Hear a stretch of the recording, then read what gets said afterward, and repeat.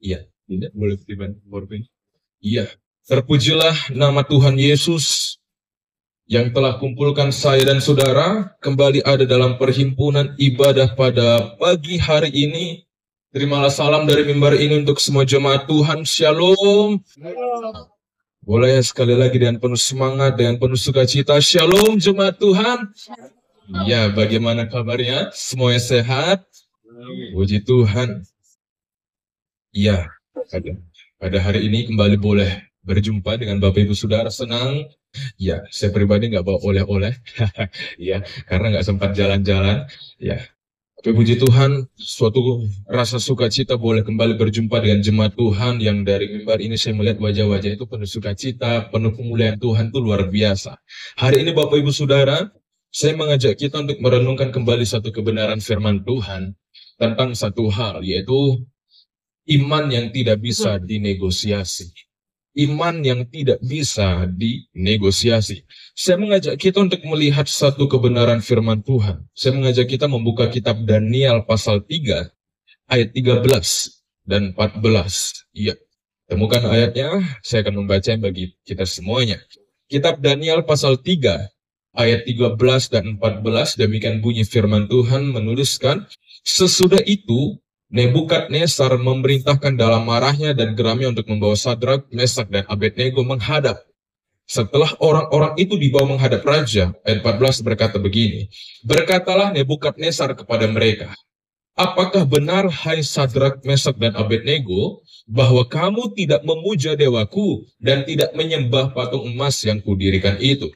Ayat 15 berkata begini dalam Daniel pasal yang ketiga, sekarang jika kamu bersedia, demi kamu mendengar bunyi sangkakala, seruling, kecapi, rebab, gambus, serdam, dan berbagai-bagai jenis bunyi-bunyian, sujudlah menyembah patung yang kubuat itu. Tetapi jika kamu tidak menyembah, kamu akan dicampakkan seketika itu juga ke dalam perapian yang menyala-nyala. Dan dewa manakah yang dapat melepaskan kamu dari dalam tanganku? Bapak Ibu Saudara, hari ini saya mengajak kita untuk melihat dari kisah tiga pribadi, yang dimana pribadi ini bernama Sadrak, Mesak, dan Abednego. Yang dimana mereka ini adalah kawan-kawan dari Daniel. Pada saat peristiwa penangkapan, di mana ada 4 orang yang ditangkap, yaitu salah satunya Daniel dan 3 temannya. Yang dimana tentu kalau kita berbicara tentang kisah Daniel, tentu kita tahu dia adalah yang dibuang ke dalam lubang singa ya, dibuang di dalam lubang singa. Namun sedangkan ketiga temannya ini juga memiliki kisah yang kurang lebih hampir sama, yaitu bukan dibuang di dalam lubang singa, tapi dia dibuang ke dalam perapian yang menyala-nyala. Yang dimana penyebab ini terjadi, kita sudah baca ayat firman Tuhan, dikatakan bahwa oleh karena mereka tidak mau menyembah patung yang didirikan oleh seorang raja, yaitu Raja Nebukadnezar. Nah, Bapak Ibu Saudara, ada suatu pesan peringatan yang disampaikan oleh Raja Nebukadnezar bahwa kalau tidak kamu mau menyembah patung yang aku dirikan, maka seketika itu juga kamu akan dicampakkan ke dalam perapian yang menyala-nyala. Tetapi saya mengajak kita memperhatikan di ayat 16 berkata begini, apa jawab dari ketiga temannya, ketiga orang ini? Dikatakan begini, lalu Sadrak, Mesak, dan Abednego menjawab Raja Nebukadnezar, tidak ada gunanya kami memberi jawab kepada Tuanku dalam hal ini. Di ayat 15 tadi berkata bahwa kalau kamu tidak mau menyembah, seketika itu juga kamu akan langsung dicampakkan ke dalam api. Mari istilahkan. Ya. Pembahasan kita berfokus pada kitab Daniel pasal yang ketiga. Di ayat yang 15 tadi dikatakan bahwa kalau kamu tidak mau menyembah, kamu akan dicampakkan ke dalam api. Tetapi jawaban dari ketiga orang ini ialah, nggak ada gunanya kami menjawab pertanyaan dari raja. Nggak ada gunanya kami menjawab perintah dari raja. Luar biasa Bapak Ibu Saudara. Sudah disampaikan pesan peringatan yang nggak main-main isi pesan peringatan itu. Tetapi dengan semudahnya, 3 orang ini menjawab bahwa nggak ada gunanya. Terserah raja mau ngomong apa, nggak akan dengar kami. Mungkin sederhana seperti itu. Ini menunjukkan apa Bapak Ibu Saudara? Sadrak, Mesak, dan Abednego menunjukkan keteguhan iman yang luar biasa. Meskipun diperhadapkan pada sebuah ancaman, keputusan mereka bukan hasil dari emosi, ya kan? Gak mudah seketika aja kita langsung bilang, terserahlah kamu ngomong apa. Enggak. Gak mudah, itu bukan karena asal emosi, melainkan lahir dari sebuah keyakinan yang matang dan yang tidak tergoyahkan. Mereka rasa nggak perlulah berdebat, terserah raja mau ngomong apa, nggak usah kita berdebat untuk hal itu. Karena keputusan kami sudah tetap, iman kami tidak bisa dinegosiasi. Ya, sehingga saya mau katakan bahwa Bapak Ibu Saudara, setiap diri kita umat Tuhan, setiap diri kita orang percaya, harus memiliki iman yang tidak bisa dinegosiasi. Gak bisa ditawar, gak bisa ditukar oleh apapun. Kalau kamu gak mau begini, nanti akan begini. Terserahlah mau ngomong apapun. Sekali Yesus harus tetap Yesus. Boleh katakan bersama dengan saya harus memiliki iman yang tidak bisa dinegosiasi. Haleluya. Itu sebuah keyakinan dong. Kita harus yakin bahwa setiap diri kita sebagai orang percaya tidak boleh dinegosiasi iman kita oleh karena apapun. Lebih jauh lagi dari kisah ini kita akan belajar begini Bapak Ibu Saudara. Bagaimana cara kita memiliki iman yang tidak bisa dinegosiasi. Gimana sih caranya ya kan? Caranya bagaimana? Dari kisah 3 orang ini kita mendapati beberapa hal yang penting. Yang pertama, kenali siapa yang kita percaya. Sampai sejauh ini Bapak Ibu Saudara datang beribadah setiap minggu. Pertanyaannya, apakah kita sudah mengenal siapa yang kita percaya? Apakah kita sudah mengenal siapa yang kita puja, siapa yang kita sembah? Atau hanya sebatas kita tahu? Ya. Di ayat 17 berkata begini, jika Allah yang kami puja sanggup melepaskan kami, maka ia akan melepaskan kami juga dari perapi yang menyala-nyala itu, bahkan dari dalam tangan raja. Saya mencoba melihat dalam terjemahan yang berbeda. Dalam FAY dikatakan begini, kalau kami dilemparkan ke dalam dapur api yang menyala-nyala, pastilah Allah kami sanggup melepaskan kami. Bapak Ibu Saudara, kenapa ketiga orang ini bisa berkata bahwa terserahlah raja mau ngomong apapun, kami tidak akan menjawab akan hal itu. Nggak usah kita debat. Karena apa? Karena kami tahu bahwa Allah yang kami puja pasti akan melepaskan kami. Ini menunjukkan bahwa mereka sangat mengenal Tuhan mereka. Sangat mengenal siapa yang mereka percayai. Di dalam kita menjalani kehidupan kita pun, hal yang sama juga berlaku. Di tengah badai kehidupan yang datang menerpa hidup kita, saya tidak akan takut. Karena saya tahu siapa yang berserta dengan saya. Karena saya kenal dia. Allah saya pasti sanggup melepaskan saya. Sadrak, Mesak, dan Abednego memiliki sikap bukan hanya tahu tentang Tuhan, namun juga kenal akan Tuhan. Mereka mengenal bahwa Tuhan mereka sanggup menyelamatkan, tetapi juga tetap memilih setia walaupun Tuhan tidak melakukan sesuai apa yang mereka harapkan. Ini menunjukkan bahwa mereka bukan hanya percaya pada tindakan Tuhan, namun mereka percaya sepenuhnya pada pribadi yang Tuhan mereka kenal. Bapak Saudara, kita tahu Bapak Presiden negara Indonesia siapa? Iya kan? Bapak Prabowo. Tapi pertanyaannya, apakah kita sungguh mengenal dia? Beda kata tahu dan kata mengenal. Kita tahu Tuhan, yes kita tahu Tuhan. Tapi pertanyaannya, apakah kita sungguh mengenal dia atau tidak? Sehingga saya mencoba untuk membandingkan, membuat sebuah tabel perbandingan singkat begini. Antara tahu Tuhan dengan antara yang kenal Tuhan. Nah, seorang yang tahu Tuhan itu memiliki sebuah sifat, itu hanya informasi. Sedangkan seorang yang mengenal Tuhan itu akan memiliki sebuah hubungan dengan Tuhan. Jadi bukan hanya sebatas tahu. Bukan hanya sebatas bahwa ya Tuhan itu seperti itu, enggak. Tapi memang benar-benar bisa dirasakan. Yang seorang yang tahu Tuhan itu hanya sebatas pemikiran. Itu layaknya ahli-ahli Farisi gitu. Jauh banget dia berbicara tentang Tuhan. Tapi seorang yang mengenal Tuhan adalah seorang yang benar-benar percaya bahwa Tuhan itu ada dalam hatinya. Tuhan itu ada dalam hatinya. Selain itu juga seorang yang tahu Tuhan itu bisa dilihat dari dampak kehidupannya. Dia biasa aja menjalani hidupnya. Tidak akan mengubah. Tapi seorang yang kenal Tuhan itu akan mengalami sebuah perubahan dari dalam. Contohnya begini, seorang yang tahu Tuhan akan berkata, aku tahu Tuhan itu baik. Tapi seorang yang kenal Tuhan, aku merasakan kebaikan Tuhan. Sama ya kan? Tapi sebenarnya berbeda. Tahu Tuhan itu baik, yes, tahu Tuhan itu baik. Tapi seorang yang kenal Tuhan benar-benar akan bisa merasakan bahwa bukan hanya Tuhan itu baik, bukan hanya katanya aja, tapi memang benar-benar bisa dirasakan kebaikan Tuhan itu. Sehingga begini, seorang yang tahu Tuhan akan bisa dilihat bahwa dia akan mudah goyah kok di dalam menjalani hidupnya. Tapi seorang yang kenal Tuhan akan tetap percaya dan setia, sebagaimana yang ditunjukkan oleh Sadrak, Mesak, dan Abednego itu. Mereka bukan hanya sebatas tahu, tapi mereka mengenal Tuhannya. Mereka merasakan kebaikan Tuhan. Mereka merasakan perubahan ada dalam hidupnya. Mereka merasakan bahwa hubungan dengan Tuhan itu bukan hanya sebatas informasi, tapi memang tercipta sebuah relasi. Sehingga mereka memilih untuk tetap percaya dan setia. Bapak Ibu Saudara, mari pastikanlah bahwa kepercayaan kita miliki sampai hari ini, itu bukan karena didasarkan kita tahu Tuhan. Alkitab mencatat iblis pun juga tahu Tuhan, bahkan dia lebih percaya akan Tuhan, bahkan sampai gemetar. Ya kan? Tapi pastikanlah bahwa kehidupan kita didasarkan itu pada pengenalan dengan Tuhan. Sehingga iman yang kita miliki itu tidak akan bisa dinegosiasi oleh apapun. Tidak akan bisa ditukar oleh apapun, dengan apapun, oleh karena apapun juga. Karena kita tahu mengenal Tuhan itu suatu keuntungan luar biasa. Sehingga seorang yang tahu Tuhan itu bisa membuat, biasanya itu orang percaya, bisa membuat orang percaya tahu bahwa Tuhan itu hebat. Namun, seorang yang mengenal Tuhan itu membuat seseorang tetap setia, bahkan saat Tuhan tidak melakukan apapun yang diharapkannya. Orang yang tahu Tuhan tahu bahwa Tuhan itu hebat.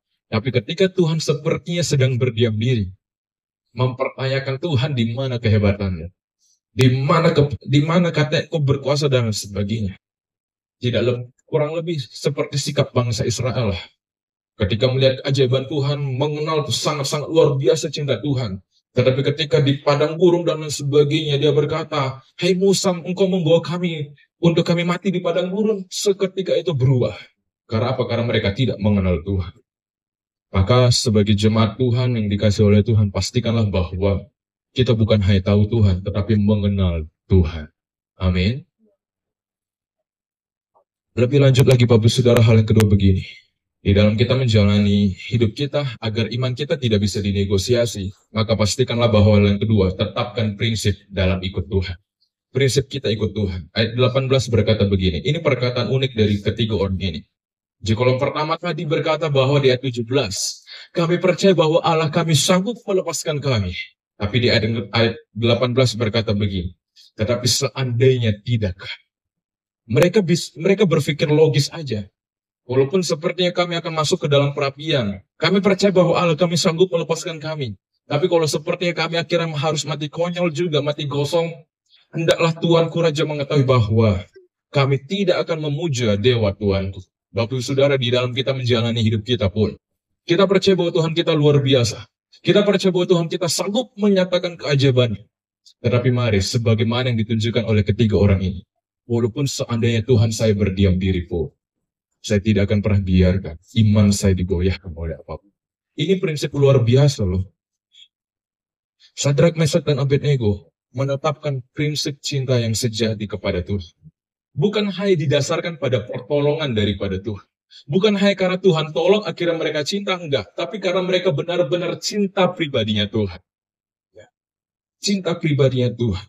Dalam Daniel pasal 3 di ayat 18 tadi tegas menyatakan bahwa mereka tetap menolak menyembah patung emas meskipun Tuhan tidak menolong mereka.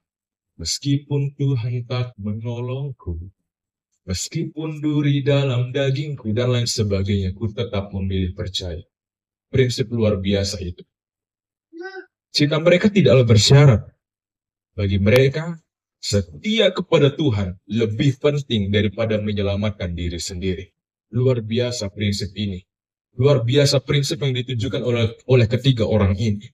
Maka di dalam kita menjalani hidup kita pun, prinsip yang sama juga harus ada dalam diri kita. Kita tahu Tuhan tolong, yes, kita tahu Tuhan tolong. Kita percaya Tuhan pasti sanggup, yes, pasti Tuhan sanggup. Tapi kalaupun Tuhan boleh izinkan ada suatu hal sepertinya terjadi seperti Ayub, tetaplah bertahan dan tetaplah yakin bahwa Tuhan tidak pernah tinggalkan kita sendirian. Seorang pribadi bernama Polikarpus, Bapak Ibu Saudara. Ini adalah murid dari Yohanes, Rasul Yohanes, di penulis dari kitab Wahyu. Ketika dia diperhadapkan dengan suatu pengadilan oleh gubernur Romawi, ada suatu hukuman, dia akan digantung, bahkan dia akan dibakar hidup-hidup di atas gantungan itu. ada suatu ungkapan yang dia sampaikan dengan berbagai ancaman-ancaman yang ada. Tapi ungkapan ini luar biasa dari Polikarpus ini. Selama 86 tahun aku mengabdi kepada Kristus. Dan ia tidak pernah menyakiti aku. Bagaimana aku dapat menghujat Kristus itu? Selama 86 tahun aku kenal Kristus. Kamu suruh aku sangkal dia. Padahal dia gak pernah sakiti diriku. Gak masuk akal. Di dalam kita menjalani hidup kita, sudah berapa tahun kita mengenal Tuhan? Sudah berapa tahun kita mengiring Tuhan? Sampai hari ini saya akan berjalan 23 tahun pengenalan Tuhan. Dan kurang lebih ketika saya renungkan ungkapan pernyataan ini, selama 23 tahun mengenal Tuhan, mengiring Tuhan, mengabdi kepada Kristus, tak pernah sedikit pun saya mendapati bahwa sepertinya Tuhan menyakiti diri saya. Walaupun sepertinya ada rasa sakit ya dalam mengiring Tuhan. Tapi seperti Tuhan pulihkan juga. Sehingga benarlah apa yang disampaikan bahwa nggak ada alasan untuk aku menghujat dirinya. Nggak ada alasan untuk aku menyangkal dirinya. Di dalam, saya percaya Bapak Ibu Saudara ada yang jauh lebih senior. Ada yang jauh lebih senior daripada saya. Tetapi marilah tetap pertahankan iman itu. Ya. Tetap yakinkanlah bahwa meskipun Tuhan sepertinya, saya tahu Tuhan tolong. Tapi kalaupun Tuhan izinkan, Tuhan tidak tolong saya tidak akan sangkal dia. Luar biasa prinsip itu. Prinsip yang dibangun saat masa damai akan diuji pada saat badai datang. Benar ya? Ketika kita aman-aman aja, ya kan, biasa kan kayak beginilah, ya kan luar biasa lah kita. Yes, ikut Tuhan. Tapi besok hari Senin diperhadapkan dengan realita pekerjaan. Sudah mulai tuh, goyah-goyah, badai datang. Tapi ingatlah begini Bapak Saudara. Ketika saya merenungkan bahwa prinsip ini bukan hanya diuji pada masa damai, bukan hanya diuji pada ketika badai datang. Tetapi begini, ada ilustrasi begini. Seekor kodok itu, kalau dilempar langsung ke dalam air mendidih, dia akan langsung meloncat keluar. Ya. Dia akan langsung meloncat. Bagian tukang masak pasti tahulah. Bagi yang belum pernah masak kodok, percaya aja untuk hal ini. Ketika kodok itu dilempar langsung ke dalam air mendidih, dia akan langsung meloncat. Tapi ketika kodok itu dibiarkan ada di dalam air yang dingin, tapi dipanaskan secara perlahan-lahan, akhirnya apa? Dia akan mati kok. Dia akan tetap mati. Maksudnya apa Bapak Saudara? Saya nggak bilang kita adalah kodok, enggak. Tapi saya mau bilang bahwa gambarnya hilang ya. Gambarnya hilang. Saya mau bilang bahwa begini. Masa nyaman adalah ujian yang sunyi. Ketika badai datang, kita tahu kita sedang diuji. Benar nggak? Badai datang, kita tahu kita sedang diuji. Wah, ada badai ini. Kita diuji. Tapi ketika kita ada dalam zona nyaman kita, itu adalah ujian juga loh. Tapi ujian yang sepertinya secara sunyi. Sunyi tapi tajam. Mengapa? Dalam penderitaan kita tahu kita sedang diuji. Tetapi dalam kenyamanan, ujian itu tersembunyi. Dan di sanalah juga prinsip kita juga diuji. Seringkali kita lengah ketika kita ada dalam situasi nyaman. Banyak orang-orang di luar sana sepertinya menjalani hidup dengan nyaman-nyaman aja. Tetapi kelak akan bisa terlihat. Tuhan gak akan tinggal diam untuk hal itu. Di sanalah prinsip itu juga diuji. Apakah aku setia karena Tuhan atau hanya karena butuh sesuatu daripadanya? Sehingga saya mau katakan bahwa bukan hanya ketika badai itu datang, prinsip mengikut Tuhan itu tetap ada. Bahkan ketika dalam zona nyaman pun, prinsip yang sama juga harus tetap dipertahankan. Sehingga Bapak Saudara, benarlah apa yang Tuhan Yesus katakan kepada para murid bahwa berjaga-jagalah dan berdoalah supaya kamu jangan jatuh ke dalam pencobaan. Roh itu memang penurut tetapi daging lemah. Ketika badai datang, seringkali kehidupan kita menjadi pribadi yang lemah. Tetapi ketika Tuhan izinkan juga ada masa nyaman, ada berbagai tawaran-tawaran yang ada, kita juga mengalami pelemahan. Maka Alkitab berkata, berjaga-jagalah dan berdoalah senantiasa. Prinsip mengikut Tuhan itu harus senantiasa dijaga. Bukan hanya dijaga pada saat masa badai datang, tetapi bahkan pada saat masa nyaman pun, prinsip yang sama juga harus dipertahankan. Sehingga saya percaya bahwa setiap diri kita umat Tuhan, dalam situasi yang apapun, dalam perkara apapun, prinsip mengikut Tuhan itu tetap akan ada dalam kehidupan kita. Sehingga iman kita tidak bisa dinegosiasi. Ya. Biasanya ini kalau berbicara tentang negosiasi, berbicara tentang hal-hal yang enak biasa gitu. Berbicara tentang hal-hal yang membuat kita nyaman gitu ya kan. Oleh karena itu mari tetap pertahankan prinsip itu dalam segala situasi yang ada. Jangan pernah biarkan ketika badai itu datang, kita lengah dan akhirnya kita undur daripada Tuhan. Ketika masa nyaman pun, kita juga lengah dengan berbagai tawaran yang ada dan kita undur daripada Tuhan. Semuanya sama-sama lengah, repot lah itu. Maka dalam situasi apapun harus tetap berjaga-jaga, mempertahankan prinsip yang ada. Hal yang ketiga begini, dari peristiwa ketiga orang ini, kita akan melihat bahwa cara kita untuk kita bisa mempertahankan iman kita agar tidak dinegosiasi ialah jangan pernah kaitkan iman dengan hasil. Jangan hanya kaitkan iman itu dengan hasil yang ada gitu. Ayat 17 dan 18 tadi. Allah kami sanggup melepaskan kami. Ayat 17. Tetapi di ayat 18-nya, tetapi seandainya tidak, kami tidak akan menyembah patung emas itu.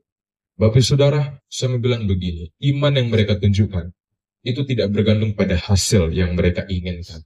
Berbeda antara iman dengan ingin. Walaupun sama-sama diawali dengan huruf I dan diakhiri juga dengan huruf M, tapi maknanya berbeda.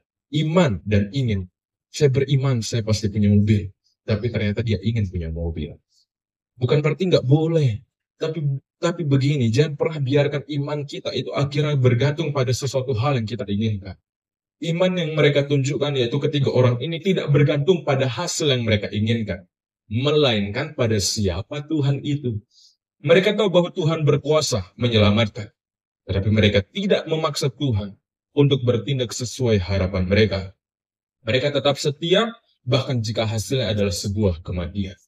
Ya. Ibrani pasal 11 di ayat yang pertama bahwa mengatakan iman adalah dasar dari segala sesuatu dan bukti dari segala sesuatu yang tidak kita lihat. Nah, Bapak Saudara, ketika saya mencoba membaca kitab Ibrani pasal 11 ini dikasih perikop ialah saksi-saksi iman, kalau tidak salah. Yang dimana luar biasa. Ada pribadi demi pribadi yang disebutkan, baik dari Abraham, Habel, dan lain sebagainya. Di awal-awal itu bagus gitu ya kan. Mereka beriman dan mereka mendapatkan hasil apa yang mereka harapkan dari iman itu. Tapi ternyata ketika saya mencoba melihat di ayat-ayat bagian terakhir, di ayat 36 dalam Ibrani pasal 11 ada yang menuliskan begini. Ada pula yang diejek dan didera, bahkan yang dibelenggu dan dipenjarakan. Mereka dilempari, digergaji, dibunuh dengan pedang. Mereka mengembara dengan berpakaian kulit domba dan kulit kambing, sambil menderita kekurangan, kesesakan, dan siksaan. Mereka ini juga adalah saksi-saksi iman yang dituliskan dalam Ibrani pasal 11. Ayat 38, dunia ini tidak layak bagi mereka. Mereka mengembara di padang gurun dan di pegunungan, dalam gua-gua dan celah-celah gunung. Ayat 39 yang berkata gini, dan mereka semua tidak memperoleh apa yang dijanjikannya itu. Bapak Saudara, sekalipun iman mereka telah memberikan kepada mereka suatu kesaksian yang baik. Ayat yang pertama tadi bahwa iman adalah dasar dari segala sesuatu yang kita harapkan.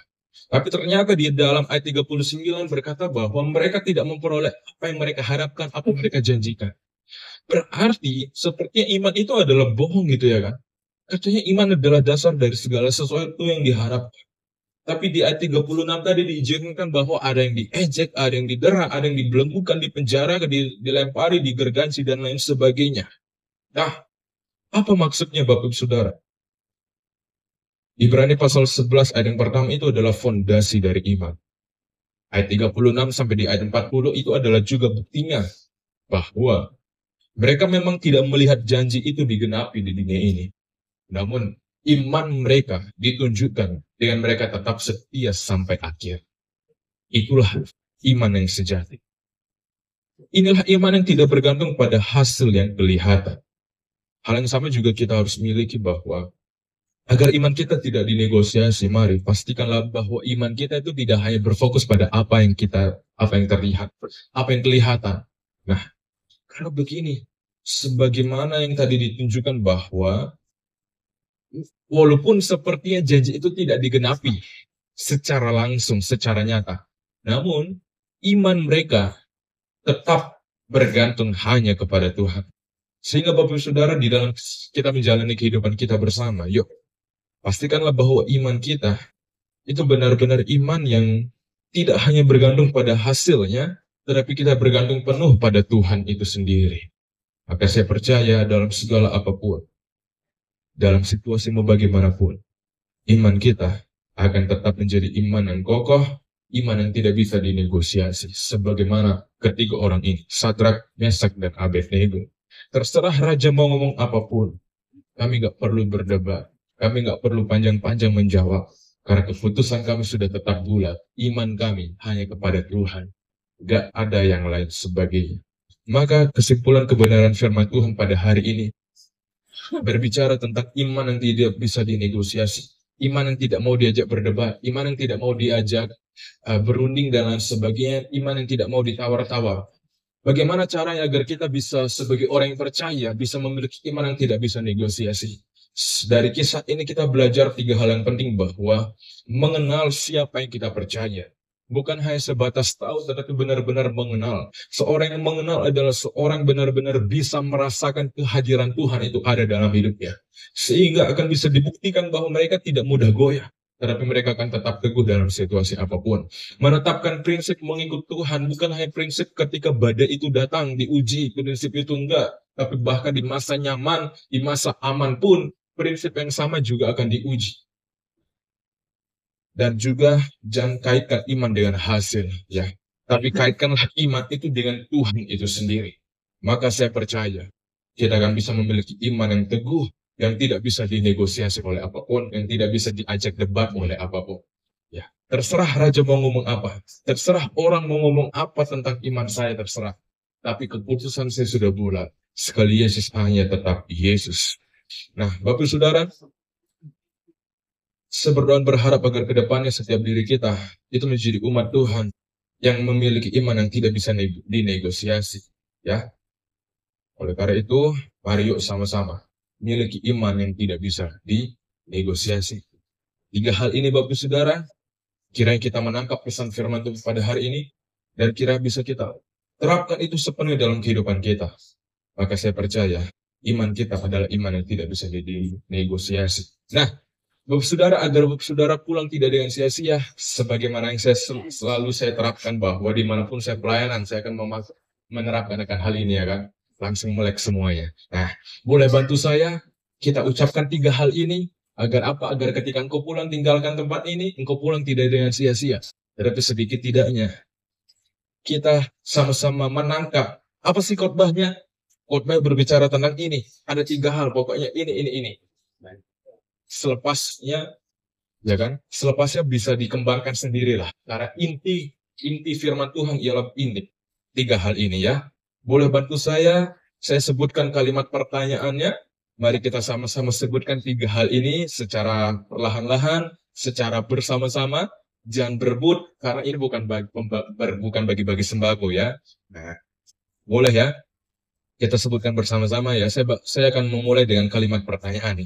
Bagaimana memiliki iman yang tidak bisa dinegosiasi? Pertama, lanjut. Yang ketiga, sehingga Bapak Saudara, saya percaya bahwa setiap diri kita memiliki iman yang tidak bisa dinegosiasi. Maka pertanyaan, maukah kita memiliki iman yang tidak bisa dinegosiasi? Amin. Nah, izinkan saya menyampaikan begini. Iman yang tidak bisa dinegosiasi itu lahir dari hati yang kenal siapa Tuhan. Pertanyaannya, Bapak Saudara, sudahkah engkau kenal Tuhanmu? Atau engkau hanya tahu bahwa ya dia seperti itu? Dia hanya juru selamat saya, dia hanya Tuhan saya, dia hanyalah Tuhan yang baik. Tuhan yang baik pokoknya. Tuhan yang baik. Kalau kita mau berbicara tentang kebaikan Tuhan, maka kita harus melihat tentang keadilan Tuhan juga. Tuhan memang baik, tapi Tuhan juga adil. Ya. Dari situ akan muncul prinsip yang teguh untuk tetap ikut Dia. Apapun resikonya, bukan karena hasilnya, tetapi karena kita percaya bahwa Tuhan layak untuk diikuti. Amin. Tuhan kita layak ya untuk diikutin, sehingga tidak ada alasan untuk kita bisa undur daripada Tuhan. Tidak ada alasan untuk kita menjauh daripada Tuhan. Tidak ada alasan untuk kita akhirnya tinggalkan Tuhan. Karena saya percaya bahwa kecintaan kita kepada Tuhan itu akan membuat kita teguh untuk ikut Dia sepanjang hidup kita. Demikian kebenaran firman Tuhan pada pagi hari ini. Kiranya Roh Kudus yang ada dalam hidup kita semuanya memampukan kita untuk kita menangkap isi pesan firman Tuhan pada hari ini. Tuhan Yesus memberkati kita semuanya.